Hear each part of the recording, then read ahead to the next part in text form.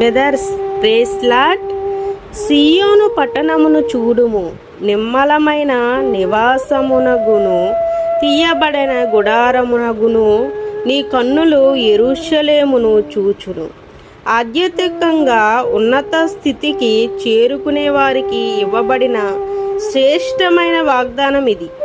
మనం ఆరాధించు దేవుడు ఉన్నతుడు, అత్యున్నత సింహాసనీయుడైన ప్రభువునకు జీవితాన్ని సమర్పించినప్పుడు తన బలిష్టమైన చేతిలో అగధ స్థలముల నుండి లేవనెత్తి శిఖరములపై నిలబెట్టుతాడు.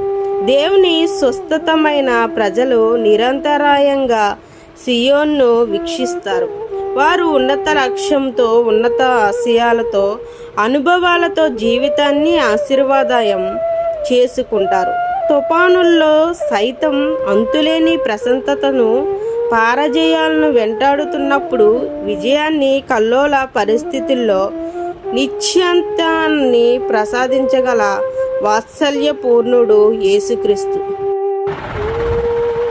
ఎవరైనా నీ బయటవారు నీ ఇంటి ముందు లేక నిన్ను ఎవరైనా అవమానిస్తూ ఉంటే, నిన్ను వేధిస్తూ ఉన్నప్పుడు, నిన్ను శోధిస్తూ ఉన్నప్పుడు, నిన్ను చులకనగా చూస్తూ ఉన్నప్పుడు జ్ఞాపకం చేసుకో, నా దేవుడు ఈ అవమానాల నుండి, ఈ చిన్న చూపు నుండి, చులకనగా చూసే ఈ చూపుల నుండి దేవుడు నన్ను ఘనత వైపు నడిపించబోతా ఉన్నాడు. హల్లెలూయా.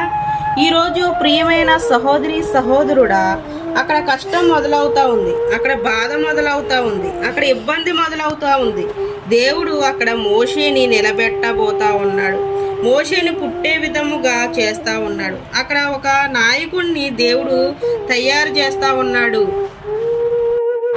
నీకు ఉన్న ఇబ్బందులను బట్టి భయపడుతూ ఉన్నావా? నిన్ను కాపాడుటకు నా దూతలను ఆజ్ఞాపించమని దేవుడు ఈరోజే స్పష్టంగా మాట్లాడుతూ ఉన్నాడు. కాబట్టి మనం దేని గురించి భయపడవలసిన అవసరము లేదు. ఆయన మనల్ని ప్రతి సమస్యల నుండి, ప్రతి ఇబ్బందుల నుండి తప్పిస్తాడు.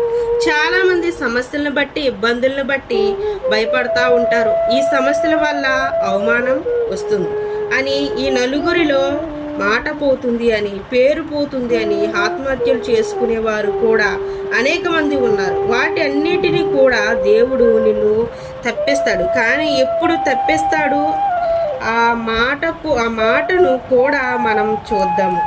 కీర్తన గ్రంథము 91వ అధ్యాయం 14వ వచనంలో చూసినట్లయితే, మనం 11వ వచనం నుండి కిందకి చదివితే 14వ వచనంలో దేవుడు మాట్లాడతాడు.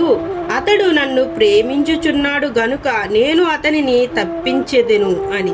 ఈరోజు నువ్వు దేవుణ్ణి ప్రేమించే వాడిగా ఉన్నావా? ఉంటే, దేవుని గణపరిచే వ్యక్తిగా నువ్వు ఉంటే, ఆయన నిన్ను ప్రతి సమస్య నుండి, ప్రతి ఇబ్బంది నుండి, ప్రతి ప్రమాదం నుండి నిన్ను తప్పిస్తాడు.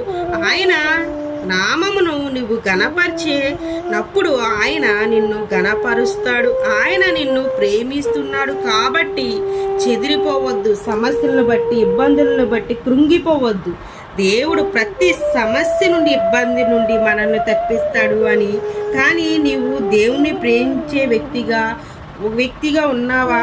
ఒక్కసారి మన హృదయాలను పరిశోధన చేసుకోవాలి. ప్రియమైన సహోదరి సహోదరుడా, హల్లెలూయా.